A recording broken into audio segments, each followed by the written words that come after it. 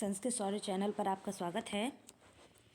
मैंने last video में यहाँ पर 4 श्लोक और चारों श्लोकों के जो जैसे कि पहले वाले श्लोक में प्रश्न है, दूसरे वाले श्लोक में उत्तर हैं, फिर तीसरे वाले श्लोक में प्रश्न थे, चौथे वाले में उत्तर थे।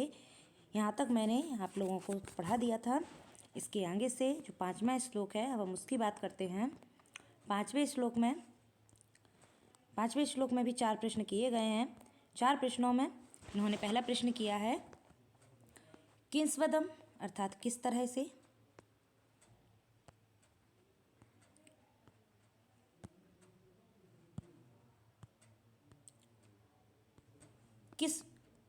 किसवद एक पदम धर्मम अर्थात धर्म का एक पद यानी कि एक चरण किंस्वतम मीन्स कहाँ है।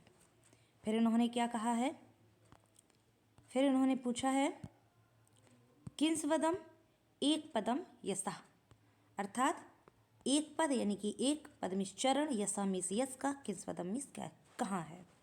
2 प्रश्न पूछ लिए अर्थात पहला एक पदम धर्मम किंस्वद कहा है, धर्म का एक चरण कहाँ है और यस का एक चरण कहाँ है।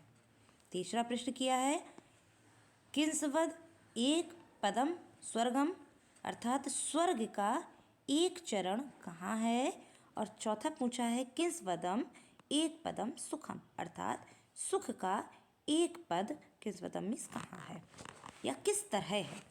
इस तरह भी कह सकते हैं कि धर्म का एक चरण किस तरह है और या धर्म का एक स्थान किस तरह है और यश का एक स्थान किस तरह है और स्वर्ग का एक स्थान किस तरह है और सुख का एक स्थान किस तरह है। यहाँ पर इन्होंने ये 4 प्रश्न पूछे हैं। इन चारों प्रश्नों के उत्तर इन्होंने अगले वाले श्लोक में दिए हैं और अगले वाले श्लोक में इन्होंने उत्तर दिए हैं दाक्ष्यम एक पदम धर्मम, दानम एक पदम यशम यशः, सत्यम एक पदम स्वर्गम, शीलम एक पदम सुखम। यहाँ पर देखिए इन्होंने कहा है, यहाँ पर ही कह रहे हैं कि दाक्ष्यतम अर्थात कुशलता, एक पदम धर्मम कुशलता ही धर्म का एक चरण है और दानम एक पदम यशम यश का एक पद या एक चरण दान है। तीसरा प्रश्न का उत्तर है स्वर्गम सत्यम एक पदम स्वर्गम स्वर्ग का एक स्थान मात्र सत्य है। और चौथा प्रश्न है शीलम एक पदम सुखम अर्थात सुख का एक चरण शीलता यानी कि अच्छा स्वभाव है। देखिए यहाँ पर हम इस तरह से भी इनको कह सकते हैं कि यदि किसी व्यक्ति को धर्म करना है तो केवल और केवल कुशलता से ही वह धर्म का वहन कर सकता है, धर्म का पालन कर सकता है। इसीलिए कुशलता को धर्म का एक पद कहा गया है या एक चरण कहा गया है। और यश का एक चरण केवल और केवल दान को कहा गया है, क्योंकि जो व्यक्ति दान करता है उसे समाज में, संसार में यश प्राप्त हो ही जाता है। इसीलिए जो दान है उसको यश का एक पद कहा गया, या एक चरण कहा गया है। उसी तरह सत्य से ही स्वर्ग की प्राप्ति हो सकती है, इसीलिए कहा भी गया है कि सत्यम एक पदम स्वर्गम स्वर्ग का एक चरण मात्र सत्य है। यदि व्यक्ति अपने जीवन में किसी प्रकार के कोई कार्य नहीं करता है, फिर भी यदि वह सत्य का वहन करता है, सत्य को धारण करता है, सदैव सत्यवादी रहता है, तो उसे स्वर्ग की प्राप्ति हो ही जाती है। चौथा प्रश्न था किसवद एक पदम सुखम सुख का एक स्थान कहाँ है। तो यहाँ पर कहा है कि शीलता अर्थात स्वभाव से धैर्यशाली होना, में संतोष को धारण करना ही सुख का एकमात्र स्थान है। तो यहाँ पर 4 प्रश्न किए थे इन्होंने और उनके 4 उत्तर हो गए। चलिए आगे बढ़ते हैं।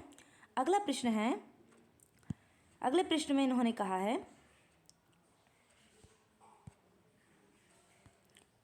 अगले प्रश्न में कह रहे हैं धन्यानाम उत्तमम किस्वदम, धनानाम स्यात् किम उत्तमम, लाभानाम उत्तमम किम स्यात् और सुखानाम स्यात् किम उत्तमम। देखिए यहाँ पर ये क्या कह रहे हैं, यहाँ पर ये कह रहे हैं कि धान्य अर्थात अन्न, धान्य कहते हैं अन्न को, कि अन्यों में उत्तमम मीन्स सबसे उत्तम, किस वद मीन्स क्या है, कि धान्यों में सबसे उत्तम क्या है। और दूसरा प्रश्न कर रहा है धना नाम यानी कि धनों में किम मीन्स क्या, उत्तमम मीन्स उत्तम या सबसे उत्तम, स्यात् मीन्स है। तो दो प्रश्न किए इन्होंने। दो प्रश्न में इन्होंने पहले इन्होंने कहा है कि धान्यों में सबसे उत्तम क्या है और धनों में सबसे उत्तम क्या है। फिर कहा है लाभानाम यानी कि लाभों में उत्तमम मीन्स उत्तम, किम मीन्स क्या, स्यात् मीन्स है। अर्थात जो भी हमें लाभ प्राप्त होते हैं, जो भी हमें लाभांश होते हैं, उन लाभों में सबसे उत्तम क्या है। और सुखानाम मीन्स सुखों में, किम मीन्स क्या, उत्तमम मीन्स सबसे उत्तम, स्यात् मीन्स है। 4 प्रश्न कहे हैं कि धान्य यानी कि अन्न में सबसे उत्तम अन्न क्या है। दूसरा पूछा है धनों में सबसे उत्तम धन क्या है। तीसरा पूछा है लाभों में सबसे उत्तम लाभ क्या है। और चौथा कहा है कि सुखों में सबसे उत्तम सुख क्या है। चलिए इन चारों के उत्तर नीचे देखते हैं। कहा है धान्यानाम उत्तमम, धान्यों में सबसे उत्तम दाच्य कहते हैं चावल को। किसे कहते हैं हम, चावल को कहते हैं। इन्होंने कहा है कि धान्यों में सबसे उत्तम चावल है। फिर कह रहे हैं धनानाम उत्तमम, अर्थात धनों में सबसे उत्तम श्रुति कहते हैं ज्ञान को, श्रुति कहते हैं ज्ञान को। वैसे तो हम श्रुति कहते हैं वैदिक ज्ञान को, लेकिन यहाँ पर श्रुति का मतलब वैदिक ज्ञान या ज्ञान किसी से भी ले सकते हैं। कि धनों में सबसे उत्तम जो धन है वो है ज्ञान, क्योंकि हमने पहले भी देखा है, कहा भी जाता है कि ज्ञान एक ऐसा धन है जो कि कभी ना तो कोई चुरा सकता है, ना तो कोई इसको छीन सकता है। और ये इसको हम जितना खर्च करते हैं उतना ही बढ़ता है। इसीलिए धनों में सबसे उत्तम धन ज्ञान यानी कि श्रुति कहा गया है। चौथा प्रश्न था लाभानाम उत्तमम किम से आता, लाभों में सबसे उत्तम लाभ क्या है। तो उन्होंने उत्तर में कहा है लाभानाम श्रेयम, यानी कि लाभों में सबसे श्रेष्ठ का मतलब क्या हो जाएगा, श्रेष्ठ। कि लाभों में सबसे उत्तम जो लाभ है वो है आरोग्य, अर्थात स्वस्थ रहना, आरोग्यता। जिसको कभी कोई रोग ना हो वो है आरोग्य। तो इन्होंने कहा है कि लाभों में सबसे उत्तम लाभ है आरोग्यता, लाभों में सबसे उत्तम लाभ है आरोग्यता। और फिर इन्होंने कहा है सुखा नाम अर्थात सुखों में उत्तमम में सबसे उत्तम है तुष्टि का मतलब हो जाएगा संतोष या संतुष्टि, क्योंकि संतुष्टि भी कह सकते हैं हम संतुष्टि। और संतुष्टि को ही हम यहाँ पर इन्होंने तुष्टि कहा है। तो यहाँ पर हम देख रहे हैं चारों प्रश्नों के हमें उत्तर मिले। देखिए पहले कहा था धान्यानाम उत्तम, धान्यों में यानी कि अन्न में सबसे उत्तम क्या है। यहाँ पर अन्न खाने वाला अन्न है, ये वाला अन्न, ठीक है। यहाँ पर तो अन्न में सबसे उत्तम अन्न है दाच्य, और यानी कि चावल। और धनों में सबसे उत्तम धन है श्रुति अर्थात ज्ञान, और लाभ में सबसे श्रेष्ठ है आरोग्य यानी कि स्वस्थ रहना। और चौथा है सुखानाम यानी कि सुखों में सबसे उत्तम सुख है संतोष यानी कि संतुष्टि। तो यहाँ पर इन सभी प्रश्नों के उत्तर हो गए।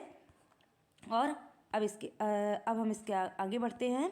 अगला श्लोक है किम नु हित्वा प्रियो भवति, किम नु हित्वा न शोचति, किम नु हित्वा अर्थवान भवति, और किम नु हित्वा सुखी भवेत्। इन चारों प्रश्नों के उत्तर देखिए। 4 प्रश्न पूछे हैं इन्होंने। किम मीस किसको, हित्वा मतलब मारकर, प्रियो मीस प्रिय, भवति मीस होते हैं।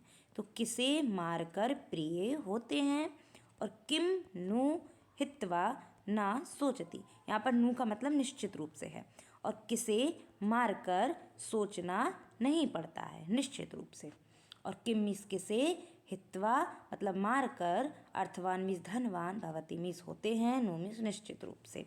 और किम नु हित्वा सुखी भवेत्, और किसे मारकर सुखी होते हैं, और नु मीस निश्चित रूप से। तो 4 प्रश्न पूछे हैं। किसे मारकर प्रिय होते हैं, और किसे मारकर सोचना नहीं पड़ता है, किसे मारकर धनवान होते हैं, और किसे मारकर सुखी होते हैं। तो इन चारों प्रश्नों के उत्तर हमें नीचे वाले श्लोक में मिलेंगे। चारों प्रश्नों के उत्तर हमें नीचे वाले श्लोक में मिलेंगे। इसमें देखिए कहा है मानम हित्वा प्रियो भवति क्रोधम हित्वा न सोचति कामम हित्वा अर्थवानम भवति लोभम हित्वा सुखी भवे। देखिए कहा है मान अर्थात अभिमान, हित्वा मतलब मारकर, प्रियो मतलब प्रिय, भवति मीन्स होते हैं। अभिमान को मारकर प्रिय होते हैं और क्रोध को मारकर सोचना नहीं पड़ता है, क्योंकि क्रोधी व्यक्ति कुछ भी ऐसा काम कर जाता है कि फिर उसे अपने उसी कार्य पर विचार करना पड़ता है, सोचना पड़ता है कि ये मैंने क्या गलत काम कर दिया। इसीलिए यहाँ पर इन्होंने कहा है कि क्रोध को मारकर सोचना नहीं पड़ता है।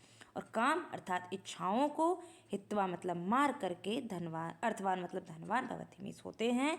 और लोभम हित्वा, लोभ अर्थात लालच को, हित्वा मतलब मारकर, सुखी मतलब सुखी भवेत मीन्स होते हैं। तो चारों प्रश्नों के उत्तर हो गए। किसे मारकर प्रिय होते हैं, तो मान को मार यानी कि अभिमान को मारकर प्रिय होते हैं। फिर कहा है किसे मारकर सोचना नहीं पड़ता, तो क्रोध को मारकर सोचना नहीं पड़ता।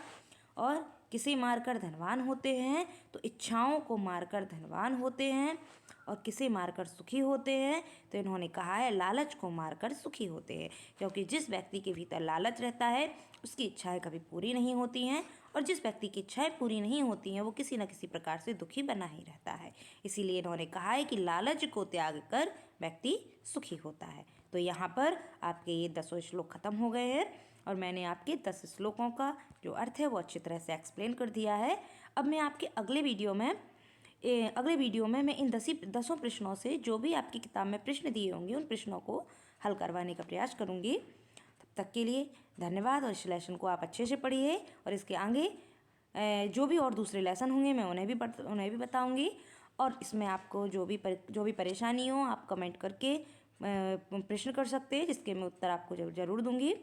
लेकिन कृपया आपके जो कमेंट्स हों वो अच्छे ही कमेंट्स हों, ताकि देखने वाले को ये ना लगे कि देखने वाले को ये लगे कि यहाँ पर जो बच्चे पढ़ रहे हैं वो वाकई में पढ़ने वाले बच्चे हैं और उनको प्रश्न करने का तरीका मालूम है कि कैसे प्रश्न किया जाता है। और यहाँ पर हमें अपनी गरिमा बनाकर रखनी है। धन्यवाद।